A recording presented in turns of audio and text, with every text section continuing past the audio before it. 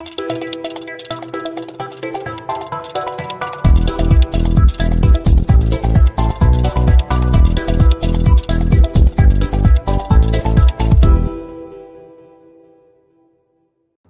à tous amis geeks, j'espère que vous allez bien. Aujourd'hui on se retrouve pour un jeu qui va sortir fin du mois de juin, justement en lâche rien, un jeu qui se tient passage, c'est pour 2 à 6 joueurs, pour 15 minutes environ, à partir de 10 ans. C'est un jeu en collaboration avec l'ACAT et la Ligue des droits de l'homme. Donc c'est un jeu qui sort bientôt, c'est un jeu de collection, de rapidité et d'observation. On rapproche la caméra pour découvrir ce qui s'y passe à l'intérieur et une vidéo règle juste après. A très vite. Et voilà les amis, on se retrouve pour On lâche rien. Un jeu qui se tient passage. C'est d'Adrien Fulda et Luc Debois, illustré par Alan Barthes. C'est un jeu fabriqué en France de Coco Chéri et en collaboration avec l'ACAT France et la Ligue des droits de l'homme. Donc c'est un jeu de collection et de rapidité pour 2 à 6 joueurs, pour 10 ans et plus, pour des parties n'excédant pas 15 minutes. Qu'est-ce qu'il y a dans le jeu? Donc il y a un livret de règles justement avec l'explication des cartes, le principe du jeu, les 3 possibilités pour pouvoir récupérer le paquet de cartes, la variante qui est plutôt sympa. Et pour une première partie, on nous demande d'écarter les cartes spéciales. Il y aura des cartes spéciales justement qui vont se greffer au jeu pour des parties un peu plus difficiles. Nous avons aussi, bien évidemment, ça c'est plutôt intéressant, sous les pavés les mots. C'est les clés compréhension des pratiques de maintien de l'ordre en France. Ça vous explique un peu tout. Donc vous avez le petit QR code justement. Donc tout est expliqué, type de monde de rôle, les fameuses blessures qu'on peut avoir durant une manifestation, la brigade de répression, les charges de manifestants, etc. etc. Donc du coup c'est très important, c'est instructif pour une manifestation qui s'organise plutôt facilement, en évitant justement les débordements. Donc voilà, donc du coup c'est un petit guide à lire. Hop! Et on va découvrir ensemble les fameuses cartes. Donc du coup, il y a les cartes manifestants. Hop. Les voici, les voilà. Les illustrations sont plutôt sympathiques.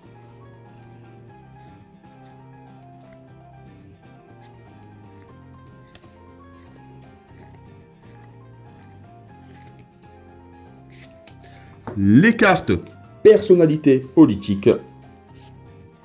Donc là, on reconnaît bien notre fameux président. Aïe aïe aïe, il nous a fait baver.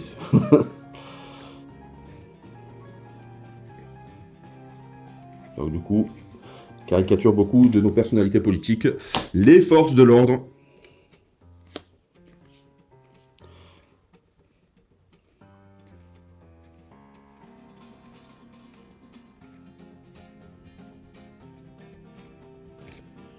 Et les fameuses cartes spéciales qui se rajoutent au jeu avec les bombes lacrymogènes.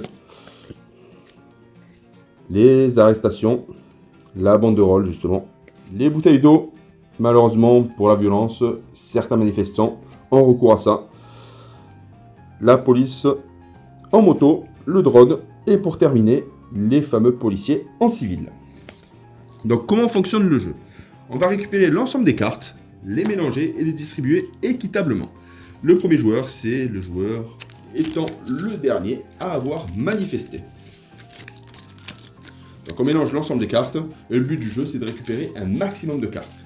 Les cartes ont été mélangées, on va distribuer en fonction du nombre de joueurs. Mais juste avant, je vais vous expliquer comment ça fonctionne. Donc pour pouvoir récupérer nos cartes, il y a 3 schémas bien distincts. Le premier schéma, c'est on lâche rien. Donc pour pouvoir récupérer un tas, il faut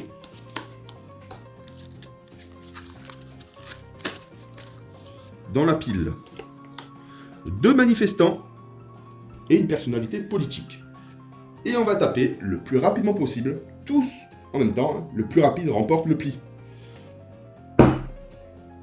Sur la personnalité politique, justement, la mobilisation en nombre impact des décisions politiques, tape le plus vite possible sur la pile sur laquelle se trouve la personnalité politique. La deuxième possibilité, c'est charger. On va taper sur le manifestant cette fois-ci. Donc du coup, il y aura de l'observation. Dans le brouhaha, tu n'as pas entendu les sommations des forces de l'ordre. Aïe! La manifestation est chargée. Tape le plus vite possible sur la pile sur laquelle se trouve la carte manifestant. Et dernièrement, tout le monde peut taper. Hop!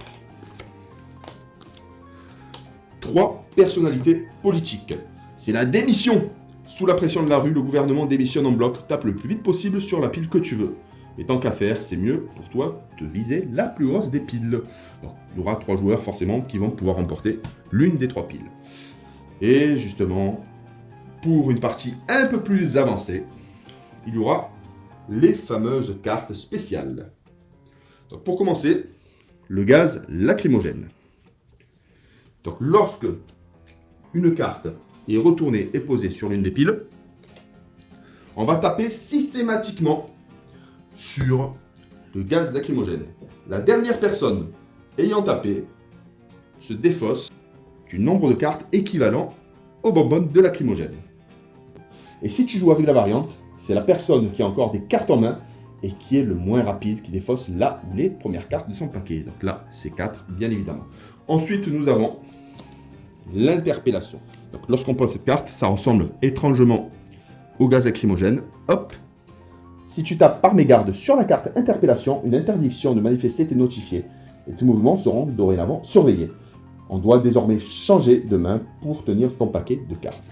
Ensuite, nous avons la prochaine carte, les projectiles. On va positionner pour vous montrer un peu comment ça se passe. Donc là, par exemple, cette carte vient de tomber. On le positionne ici. Dès que la carte projectile est retournée, on tape sur la pile dans la première carte et une carte force de l'ordre. Il peut avoir un emplacement ou 2 emplacements, bien évidemment. Donc, 2 joueurs, potentiellement, peuvent récupérer le tas de cartes. Nous avons ensuite la banderole.